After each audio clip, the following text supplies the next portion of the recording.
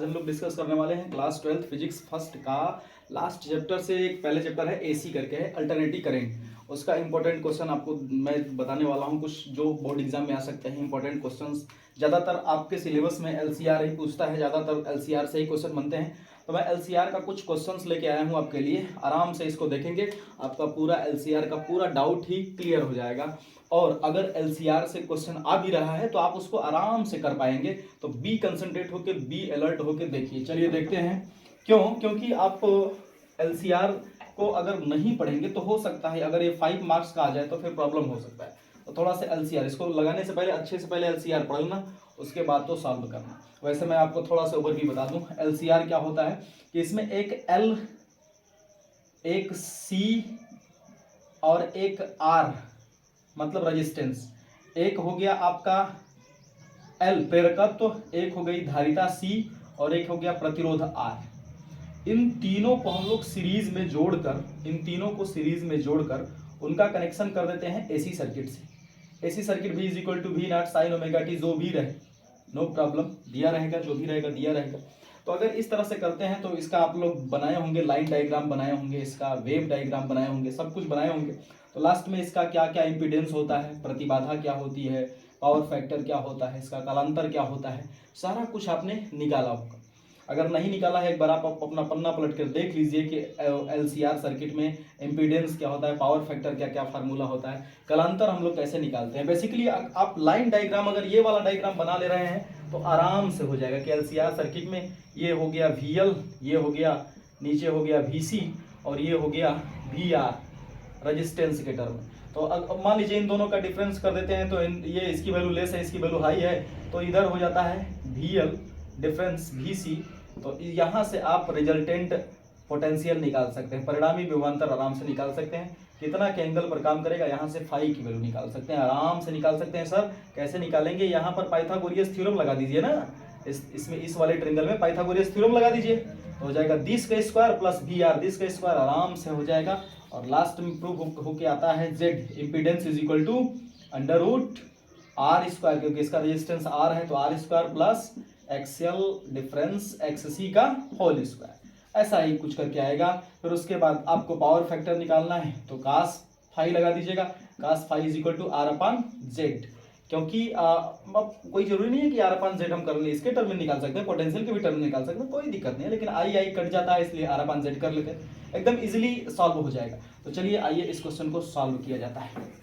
आप पढ़े होंगे इसलिए मैं इसमें समय ज़्यादा बर्बाद नहीं करना चाहता, केवल डायरेक्ट मुद्दे की बात की जाए क्योंकि आपका मार्क्स इंक्रीज करना है। चलिए ध्यान से देखिएगा, क्वेश्चन सॉल्व करने से पहले आप जानते ही हैं कि सबसे पहले उसको आराम से पहले पढ़ लिया जाता है। अब एलसीआर सॉल्व कर रहे हैं तो एलसीआर के बारे में अच्छे से पहले पढ़ लीजिएगा, उसके बाद आराम से एलसीआर न बने तो फिर बताइएगा। लेकिन ये भी पता होना चाहिए कौन क्या क्या दिया है, क्या क्या पूछ रहा है। आपसे पूछ रहा है इम्पीडेंस, प्रतिबाधा पूछ रहा है, आपसे पूछ रहा है पावर फैक्टर शक्ति गुणांक पूछ रहा है, फेज डिफरेंस पूछ रहा है, कलांतर पूछ रहा है, किसके पद में, धारा और वोल्टेज के पद में। तो ये हो गया हमारा L, ये हो गया C, ये हो गया R। जो जो वैल्यू पहले दिया है उस वैल्यू को पहले नोट कर लीजिएगा। कैसे लगाने का तरीका देखिए, लिखेंगे आप ज्ञात है, क्या ज्ञात है सर, क्या क्या दिया है। L की वैल्यू कितनी दी है, L की वैल्यू दिया है 10 हेनरी, 10 हेनरी निकल गया, ओके डन। R की वैल्यू कितना दिया है, R बराबर 500 ओम, आराम से कुल लिखिएगा। और C की वैल्यू कितना दिया है, C बराबर 20 माइक्रोफैरड, 20 माइक्रोफैरड, 20 माइक्रोफैरड को चेंज करिए फैरड में, कितना हो जाएगा 20 इंटू माइक्रो का मतलब 10 टू पावर -6 फैरड। हमेशा सवाल जितना भी न्यूमेरिकल सॉल्व करना है आपको केवल MKS में ही सॉल्व करना है। MKS में सॉल्व करेंगे तो एकदम इजीली आराम से आंसर मैच करेगा, अदरवाइज आप इसी डायरेक्ट रखेंगे डाटा तो गड़बड़ हो जाएगा। तो देखिए ये दिया है और ये गिवन इक्वेशन है भाई, क्या हमारे पास इक्वेशन गिवन है, क्या गिवन है कि B is equal to 200 sine 100t। तो इसका अगर तुलना कर दे, इसका कंपैरिजन कर दे, इसका अगर तुलना मैं कर दूं किससे, B is equal to V naught sine omega t से कर दूं तो सर V नॉट की वैल्यू तो यहीं से मिल गई ना, इसलिए V नॉट बराबर क्या हो जाएगा, V नॉट की जगह क्या है 200 वोल्ट, मतलब उस एसी सर्किट का मैक्सिमम पोटेंशियल, मैक्सिमम विभव कितना हो सकता है 200 वोल्ट, मतलब मैक्सिमम पोटेंशियल 200 वोल्ट मिल गया। ओमेगा की जगह कौन है, टी से टी मैच कर गया, ओमेगा की जगह 100 है, तो ओके सर ओमेगा की जगह 100 तो दिया ही है, 100 ओमेगा की जगह 100 दिया, ओके डन। तो 100 दिया है, तो और क्या आपको निकालना क्या है, पहले तो प्रतिबाधा निकालना है। चलो प्रतिबाधा निकाल लेते हैं। तो प्रतिबाधा का फॉर्मूला बताइए, प्रतिबाधा फॉर्मूला Z बराबर अभी बताया था, इम्पीडेंस का फॉर्मूला होता है under root for LCR, only LCR, R square plus XL अंतर एक्सी का square, this is too simple. Oh sir XL XC है नहीं, अरे निकाल लेंगे यार, बहुत बड़ी बात नहीं है। ओ एक्सएल एक्सी में आप फंस गए, चलिए एक्सएल एक्सी इधर निकाल के दिखा दे रहा हूं पहले आप। तो एक्सएल इज इक्वल टू होता है ओमेगा एल, ओमेगा की वैल्यू दी है, कितनी दी है सर 100 दिया है, 100 रेडियन प्रति सेकेंड। ओके तो 100 दिया है, ओके डन, 100 दिया है। फिर उसके बाद यल की वैल्यू कितना दिया है 10 हेनरी दिया है, ओके ओके ओके, मतलब ये कितना हो गया 1000। ये एक तरह की क्या है, रेजिस्टेंस है ना, प्रतिरोध है एक तरह के, तो रेजिस्टेंस है, तो ये एक एक्सएल, इसका यूनिट क्या हो जाएगा ओम। एक्ससी अगर आपको निकालना है, एक्ससी निकालना है तो क्या निकालेंगे, ए 1/ओमेगा सी कर दीजिए। तो ओमेगा की वैल्यू दिया ही है, ओमेगा कितना दिया है सर 100, 100 का मतलब 10⁻², और सी की वैल्यू बता दीजिए, सी की वैल्यू है 20 × 10⁻⁻6। अब इसको सॉल्व कर लीजिए, सॉल्व करने पर कितना आ जाएगा, ये हो जाएगा 1 देखो 1 2 3 3 0 इसका कट गया, तो 1/2 सॉल्व करके देख लेना 500 ओम आ जाएगा। तो ये एक्ससी की भी वैल्यू निकल गई, एक्सएल की भी वैल्यू निकल गई। सर सारा वैल्यू तो निकल ही गया, तो अब क्या कर दें, वैल्यू पुट कर दें, वैल्यू पुट कर दें, जेड की वैल्यू निकल जाएगी, दिस इज गुड क्वेश्चन। तो चलिए वैल्यू पुट किया, आर की वैल्यू कितनी है sir, R R R R R 500, तो 500 का स्क्वायर प्लस एक्सएल एक्ससी, दोनों का डिफरेंस कितना हो जाएगा, एक्सएल है 100 सॉरी 1000 है, 1000 माइनस एक्ससी कितना है 500, ओके ओके ओके, 500 का क्या स्क्वायर कर दिया, ओके। तो ये हो जाएगा, यहां से मिलेगा 500, यहां से 500, तो 500 बाहर आ जाएगा, 500√2। सर ये कैसे लिख दिया, ये तो नहीं हम जानते हैं, नहीं जानते हैं, फिर हम क्या करें, ये कैलकुलेशन है कर लेना, यही आएगा 500√2। ये हो गया इस पूरे एलसीआर परिपथ का एक तरह से कहें तो तुल्य प्रतिरोध हो गया, मतलब एक तरह से कहें तो तुल्य प्रतिरोध, जैसे हर सर्किट का अपना अपना इक्विवेलेंस रेजिस्टेंस होता है, उसी तरह से ये एक इक्विवेलेंस रेजिस्टेंस है फॉर एलसीआर सर्किट। तो हमको पहले प्रतिबाधा ज्ञात करना था, आपके सामने है प्रतिबाधा, चलिए चेक कर लेते हैं। अब दूसरा क्वेश्चन करते हैं, दूसरा क्वेश्चन मैं इसको मिटा रहा हूँ, आप लोग नोट करिए जल्दी से, मैं मिटा रहा हूँ, इधर मिटा रहा हूँ, चलिए इसी को मिटा दिया। तो अब क्या करना है हमें, अब क्या करना है, अब क्या करना है, अब हमें शक्ति गुणांक निकालना है। दूसरा क्वेश्चन सॉल्व करते हैं, शक्ति गुणांक, शक्ति गुणांक को हम लोग रिप्रेजेंट करते हैं cos फाई से रिप्रेजेंट करते हैं। तो शक्ति गुणांक cos phi is equal to होता है R/Z। आर की वैल्यू दिया है सर, कितना दिया है, आर की वैल्यू दिया है, कहाँ दिया है आर की वैल्यू 500, ओके 500, और जेड तो अभी निकाला था 500√2, ये कट गया, वो बचा क्या 1/√2, 1/√2 बोले तो 1/√2 बोले तो वही होगा ना 1/√2। तो यहाँ से cos फाई की वैल्यू आ गई 1/√2, मतलब शक्ति गुणांक दिया है 1/√2। अगर आपसे पूछ रहा है कलांतर, तो सर यहीं से तो फाई को ही तो कलांतर बोलते हैं, मतलब फेज डिफरेंस आपको निकालना तो फाई निकाल दीजिए ना।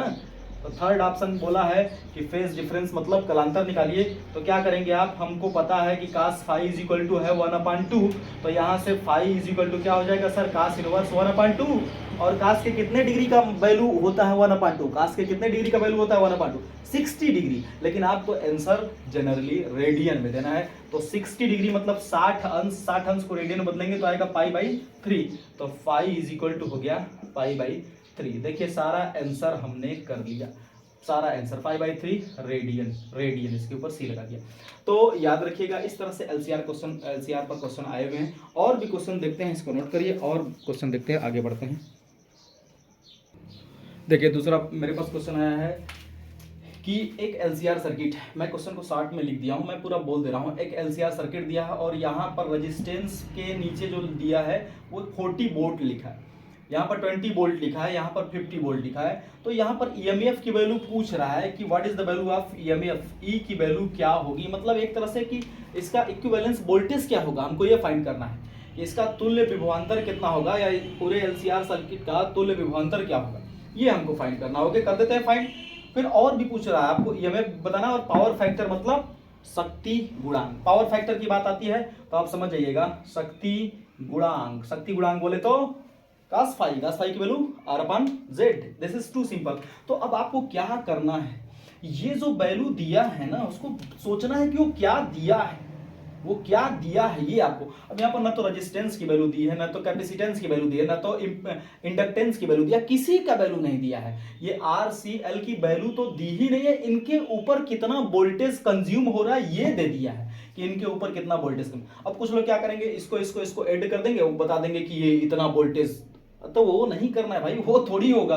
इसके तो नेट हमको नेट इफेक्टिव वोल्टेज हमको फाइंड करना है। तो कैसे फाइंड करेंगे, उसके लिए क्या करना होगा आपको, उसके लिए इसका एक छोटा सा फिगर ड्रा कर दीजिए। फिगर नहीं आ रहा है तो भी मैं बता सकता हूं, हो सकता है फार्मूला अगर लर्न है तो काम बन जाएगा, बट फार्मूला लर्न नहीं है तो याद रखिएगा एलसीआर सर्किट का फिगर कुछ ऐसे ही आपने बनाया होगा। यहाँ पर VL होता है, यहाँ पर VC होता है। किस पर वोल्टेज ज्यादा है, VL पे ज्यादा है, तो VL की वैल्यू कितनी दे दिया 50 वोल्ट। VC की वैल्यू कितनी है सर, VC की वैल्यू है C वाले पे वोल्टेज कितना है 20 वोल्ट, 20 वोल्ट कर देना 20 वोल्ट। और VR की वैल्यू कितनी है सर, VR की वैल्यू है 40 वोल्ट। ओके डन, 40 वोल्ट कर दिया। अब देखो इस पॉइंट पर ये दोनों अपोजिट में पोटेंशियल काम कर रहे हैं, तो इनका जो नेट इफेक्ट होगा ऊपर की तरफ जाएगा ना, क्योंकि ये ऊपर बड़ा है नीचे छोटा है। तो 20 वोल्ट, सॉरी 50 वोल्ट 20 वोल्ट, तो ओवरऑल इधर कितना इफेक्टिव आया, 50 में से 30 गया, एक तरह से आया। VL डिफरेंस VC की वैल्यू जो है, VL डिफरेंस VC की वैल्यू कितनी आ जाएगी 30। तो अब यहां से अभी इसको और इसको लेंगे तो एक नेट इफेक्टिव वोल्टेज ये जनरेट हो जाएगा। तो यहां से पाइथागोरियस थ्योरम लगाएंगे ना, तो ये हमारा जो होगा ये नेट EMF होगा, नेट वोल्टेज होगा। तो ये ऊपर है क्या, VL अंतर VC, मतलब VL difference VC is equal to कितना आया है, VL डिफरेंस VC की वैल्यू आई है 30 वोल्ट। तो अब आपके पास कुछ नहीं करना है, आपको कुछ करना ही नहीं है, आपको बस केवल इस ट्रिंगल में पाइथागोरियस थ्योरम अप्लाई कर देनी है, आराम से बन जाएगा, आराम से बन जाएगा। क्योंकि हम देखो ना, ये डाटा पता है, ये डाटा पता है, ये डाटा का मतलब 40, ये डाटा पता है, तो लंब आधार पता है तो कर्ण निकल जाएगा। अगर आपको ऐसे आ गया तो ठीक है, नहीं तो फार्मूला, अगर आपको फार्मूला पता है तो तुरंत आंसर होगा। सर फार्मूले वाले तो बहुत आगे रहते हैं, ये तो थोड़ा सा कॉन्सेप्ट बता दिया। फार्मूला अगर पता है आपको कि V इज इक्वल टू, हमने पढ़ा है कि VR का square plus VL difference VC का स्क्वायर। जैसे इंपीडेंस होता है, जैसे प्रतिबाधा होता है, Z की जैसे वैल्यू होती है, सेम उसी तरह तो करना है, कुछ करना थोड़ी है। यहाँ पर वो एक्सियल अंतरिक्षी हो जाता है, यहाँ पर R स्क्वायर हो जाता है, बस I से मल्टीप्लाई कर देंगे V में कन्वर्ट हो जाएगा, कोई बहुत बड़ी बात है नहीं। तो चलिए V की वैल्यू हमको निकाली, मतलब ये इक्विवेलेंस वोल्टेज है। तो चलो देखो कुछ नहीं करना है सर, VR की वैल्यू VR कहाँ है, रेजिस्टेंस पर वोल्टेज कितना है, रेजिस्टेंस पर वोल्टेज है 40, तो 40 का स्क्वायर करिए 1600। Okay done. इन दोनों को सब्ट्रैक्ट करिए, घटा दीजिए इन दोनों को, तो घटाया 50 रुपया में से 20 रुपया गया, कितना हो गया सर 30 रुपया। वाओ, 30 का स्क्वायर करिए 900, क्या बात है 900 हो गया, 1600 900 कितना हो गया 2500, 2500। तो अब 2500 का वर्गमूल कितना हो गया 50 वोल्ट। तो सर जो नेट वोल्टेज होगा ना, मतलब EMF की जो वैल्यू होगी ना, आपका आंसर आ गया 50 वोल्ट। अब आप कहेंगे कि हमको तो cos फाई भी निकालना, हमको तो पावर फैक्टर भी निकालना है, तो क्या हो गया, पावर फैक्टर निकालना है तो आराम से निकालिए ना। cos फाई दूसरा क्वेश्चन हो गया ये, cos फाई हमको निकालना है तो होता है R/Z। अब आप कहेंगे ओ सर R/Z, ना तो हमको R पता है ना तो Z पता है, ये तो वोल्टेज पता है, तो क्या करें। तो कुछ करना नहीं है सर, यहां से धारा भी तो जाएगी। अगर मैं I से मल्टीप्लाई कर दूं तो ये ओम के नियम के अकॉर्डिंग IR क्या हो गया वोल्टेज। अब रेजिस्टेंस है तो रेजिस्टेंस का वोल्टेज, ये Z पूरे सर्किट का है तो वोल्टेज पूरे सर्किट का, वोल्टेज पूरे सर्किट का क्या है 50। तो अब VR की वैल्यू कितनी है, VR 40, B 50, कट कर दीजिए, this is for. Oh sir इतना इजी क्वेश्चन, क्या बात है, आ गया तो इजी हो ही न गया, पहले तो हार्ड लग रहा था कि कैसे होगा। नोट करिए नोट करिए, नेक्स्ट क्वेश्चन पे चलते हैं, आज एकदम कंप्लीट करेंगे हम लोग। एक LCR सर्किट दिया है जिसमें L की वैल्यू दिया है, C की वैल्यू दिया है, R की वैल्यू दिया है, और यहाँ पर इन दोनों पोटेंशियल के बीच का जो है, इन दोनों पॉइंट के बीच का जो पोटेंशियल है वो दे दिया है, A और B इन दोनों पॉइंट का पोटेंशियल यहाँ पर भी विभवांतर वोल्ट मीटर से नापा गया तो 30 वोल्ट आया है। अब आपको बताना क्या है, V0 की वैल्यू बताना है किस परिपथ में भी नॉट की वैल्यू क्या होगी, मतलब मैक्सिमम विभव क्या होगा, भी नॉट इज इक्वल टू वाट। अब इस क्वेश्चन को हमको कैसे सॉल्व करना है, LCR सर्किट बनाया था और बोला था मैक्सिमम सर्किट, मैक्सिमम पोटेंशियल कैसे ज्ञात करेंगे। तो उसके लिए हमको क्या करना होगा, L दिया है, C दिया है, R दिया है, और यहाँ से अगर ध्यान से देखें तो V बराबर दिया है V naught sine 300t, V बराबर V नॉट साइन 300t। तो इसका कंपेरिजन अगर कर लें, इसका तुलना कर लें अगर, V बराबर V naught sine omega t से, तो ओमेगा की जगह क्या दिया है 300, ओमेगा बराबर हो गया 300 रेडियन प्रति सेकेंड। ओके, जब ओमेगा पता चल गया तो एक्सएल एक्ससी ये सब निकाल लेते हैं क्योंकि इनका यूज होने वाला है। तो एक्सएल इज इक्वल टू हो जाएगा ओमेगा एल, ओमेगा की वैल्यू दिया है 300 और यल देखिए दिया है यल 0.1 कर लिया, तो ये हो गया 30 ओम। एक्सएल की वैल्यू फाइंड हो गई।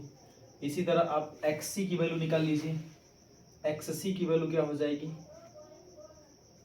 एक्ससी is equal to 1 upon omega C, तो 1 अपान ओमेगा की वैल्यू तो दिया ही है 300 इंटू सी का वैल्यू कहाँ है, ये 5 अपान 9 है, तो 5 अपान 9 चला जाएगा ऊपर, 9 इंटू 10⁻⁻4, तो ऊपर जाएगा क्या हो जाएगा 10⁻4 हो जाएगा।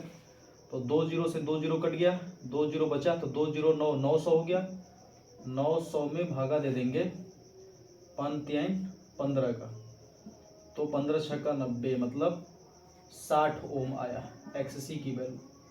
एक्ससी की वैल्यू कितनी आई 60 ओम।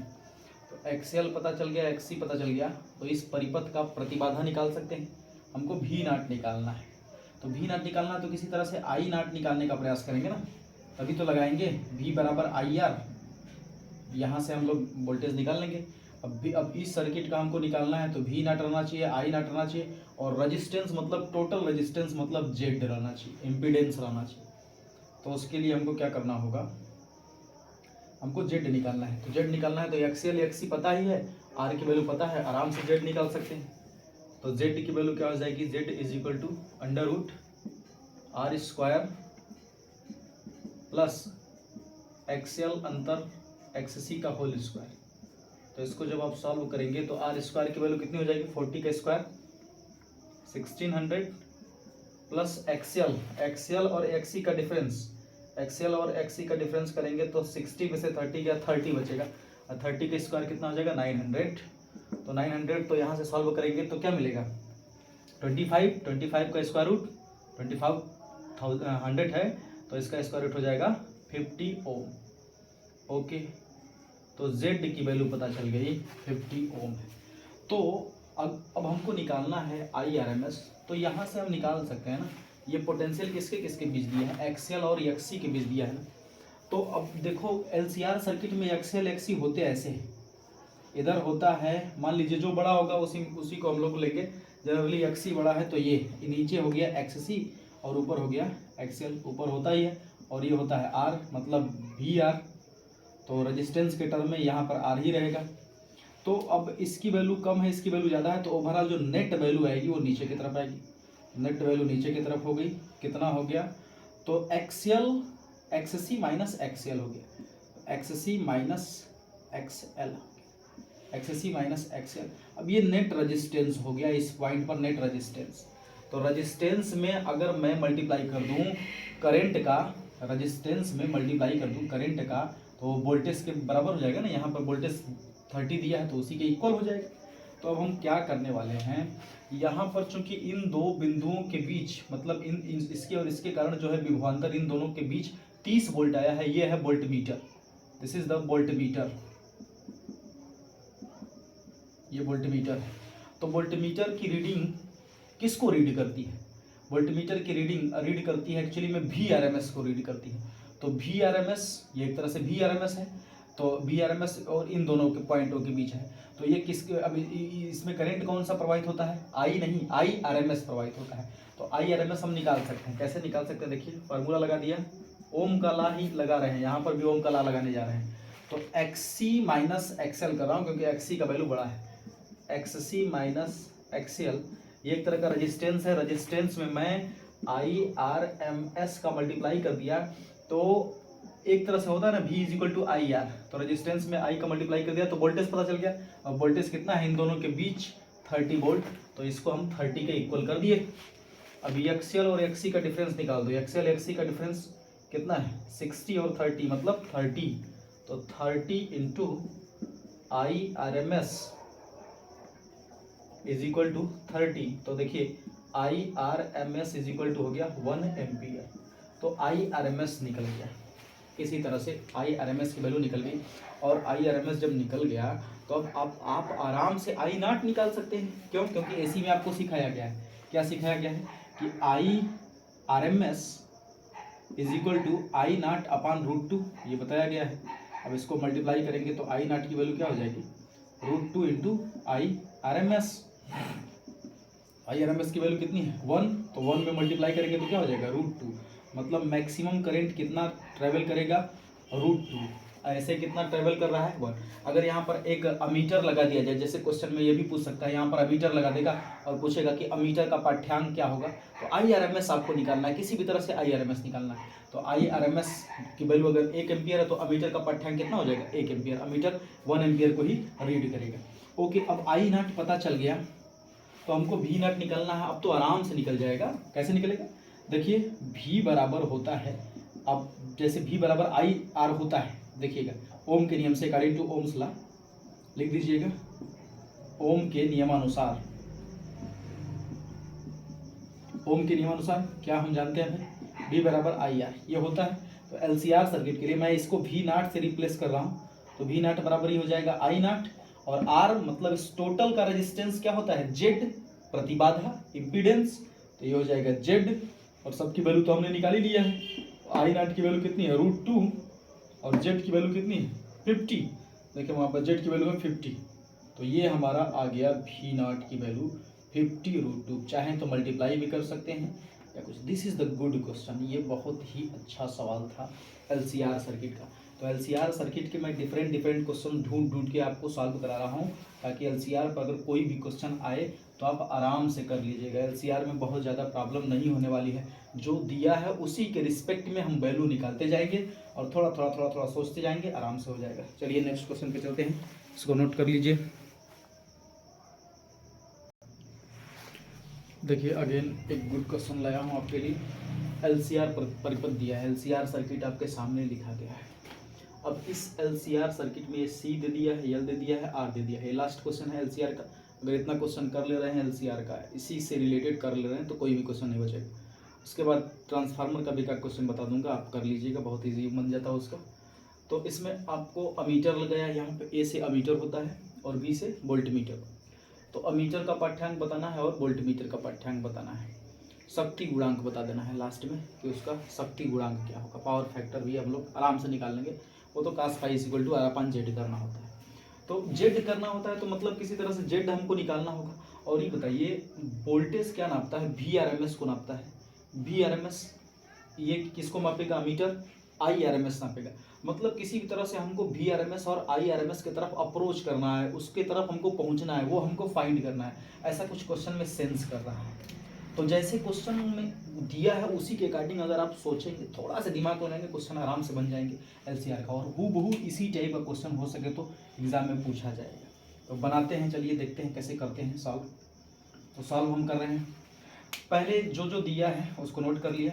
गिवन है, क्या गिवन है कि V is equal to 200√2 sine 400t, ये दिया है। ओके, तो इसका अगर तुलना कर दें, V बराबर V naught sine omega t से तुलना कर दें, तो V नॉट की वैल्यू क्या मिल जाएगी बताइए। V नॉट की वैल्यू मिल गई 200√2 वोल्ट। ये मैक्सिमम पोटेंशियल है, मैक्सिमम वोल्टेज है। और ओमेगा की वैल्यू क्या मिल गई, ओमेगा बराबर 400 रेडियन प्रति सेकेंड। ये है ओमेगा। देखिए ओमेगा टी के जगह टी है, ओमेगा की जगह। तो V और ओमेगा पता चल गया, तो ओमेगा निकल गया ना, तो XL XC पहले निकाल लेते हैं। चलिए पहले XL निकाल लेते हैं। अतः XL बराबर क्या हो जाएगा, ओमेगा L। तो ओमेगा की वैल्यू पता है 400 इंटू एल की वैल्यू कितनी है सर 0.1, तो 0.1 बराबर कितना हो गया 40 ओम। ये एक्सीएल निकल गया। देखो कितना इजीली तरीके से सब निकल जा रहा है। ऐसे ही को क्वेश्चन बनते, बहुत हार्ड क्वेश्चन थोड़ी आते हैं बोर्ड एग्जाम में, ये बोर्ड का बेस चल रहा है ना। एक्सीएल है, फिर एक्सी आपको निकालना है, तो एक्सी इज इक्वल टू हो जाएगा 1/ओमेगा सी। तो वैल्यू पुट करते हैं 1/ओमेगा की वैल्यू 400 और इंटू सी की वैल्यू कितनी है 62.5 माइक्रोफैरेड में है, तो इंटू 10⁻⁻6 करेंगे, तो 10⁻⁻6 करेंगे तो ये ऊपर जाएगा। चलो अच्छा लिख दे रहा हूँ 10⁻⁻6, इसको सॉल्व कर लेना है। तो ये 2 जीरो से 2 जीरो खत्म हो जाएगा, और ये बचा कितना, ये हो जाएगा 10 के घाते 4 ऊपर जाएगा, मतलब 10,000। 10 के घाते 4 ऊपर जाएगा, ये 2 जीरो खा जाएगा, 10 घाते 4 ऊपर जाएगा, 10,000 हो गया। होल अपा कितना हो जाएगा 4 गुणे 62.5। ओके, अब इसको आप सॉल्व कर लीजिएगा, सॉल्व करके देख लीजिएगा आएगा कितना। सॉल्व करेंगे तो आपका आ जाएगा 40 ओम। ये एक्सी की भी वैल्यू सेम आ गई 40 ओम। आप इसको करके देख लीजिएगा 40 ओम ही आएगा, कट करके देख लेना, मैं करके देख चुका हूँ 40 ओम ही आ रहा है। ओके, फिर उसके बाद आपको क्या करना है, एक्सएल पता चल गया, एक्सी पता चल गया, तुरंत जेड निकालिए। जेड का मतलब प्रतिबाधा निकालिए, मतलब इम्पीडेंस निकालिए। तो जेड इज इक्वल टू क्या होता है फार्मूला, √r² प्लस एक्सएल अंतर एक्ससी का होल स्क्वायर। ये होता है फार्मूला, आपने पढ़ा है कि जेड की वैल्यू यही होती है। अब इसके बाद एक्सएल और एक्सी तो दोनों बराबर हैं, एक्सएल की भी वैल्यू 40 है, ये भी 40 है, 40 बराबर है, तो ये खत्म हो जाएगा। ये r², आर की वैल्यू कितनी है 20, तो 20 का स्क्वायर करेंगे तो 400, और 400 का मतलब फिर से क्या हो गया 20 आ गया, तो 20 ओम जेड की वैल्यू है। ये गुड क्वेश्चन हो गया, मतलब जेड की वैल्यू देखिए निकल गया। कभी कभी क्वेश्चन में ये भी पूछ सकता है परिपथ की प्रतिबाधा बताइए, तो प्रतिबाधा तो सर यही है। अच्छा, V0 की वैल्यू दिया है तो VRMS निकाल सकते हैं। V0 बराबर दिया है 200 करड़ी में 2 वोल्ट, तो VRMS आराम से निकाल सकते हैं। कैसे निकालेंगे देखिए, चूंकि गिवन है हमें V0 इज इक्वल टू 200 करड़ी में 2 वोल्ट, इसलिए VRMS root mean square value निकाल सकते हैं आराम से। क्या फार्मूला होता है V0/√2, तो V0/√2 कट करेंगे तो कितना हो जाएगा 200 वोल्ट। ओके डन, तो VRMS is equal to 200 volt हो गया। अभी नहीं कि 200 वोल्ट पाठ्यांक रीड करेगा, नहीं 200 वोल्ट पाठ्यांक रीड नहीं करेगा, इसको सेंस करना होगा। कैसे करेगा अभी मैं कराता हूँ।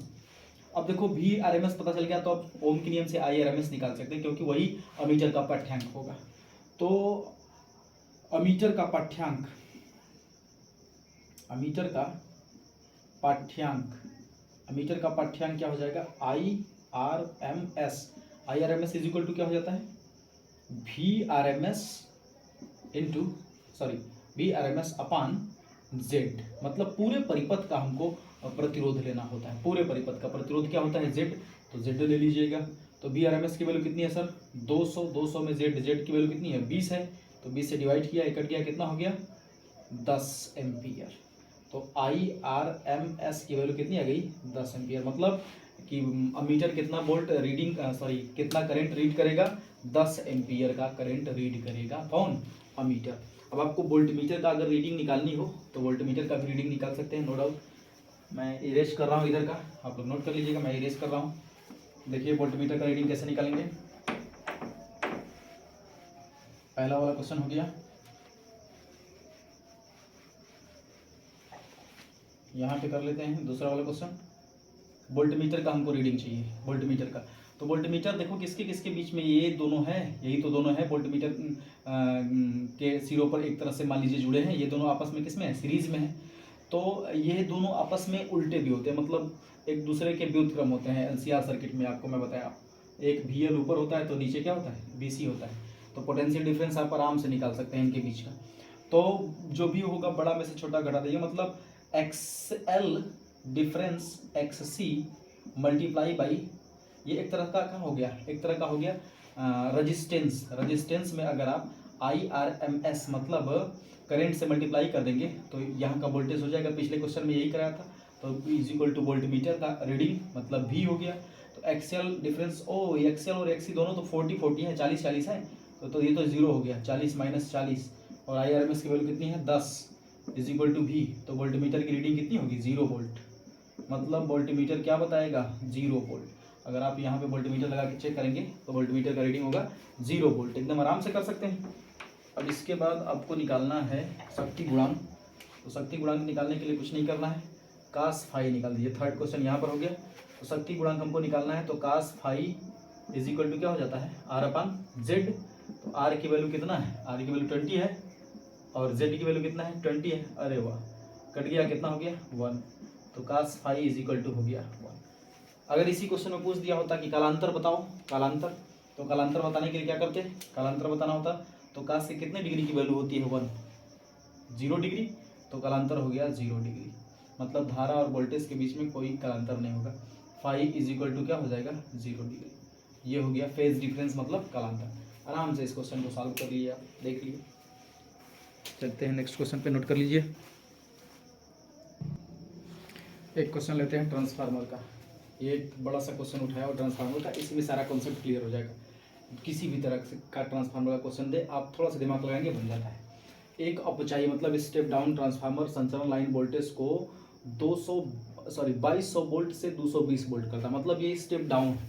स्टेप डाउन ट्रांसफार्मर कैसा ट्रांसफार्मर होता है, जिसके प्राथमिक कुंडली में जो फेरों की संख्या होती है वो ज़्यादा होती है और सेकेंडरी कुंडली में फेरों की संख्या क्या होती है, कम होती है।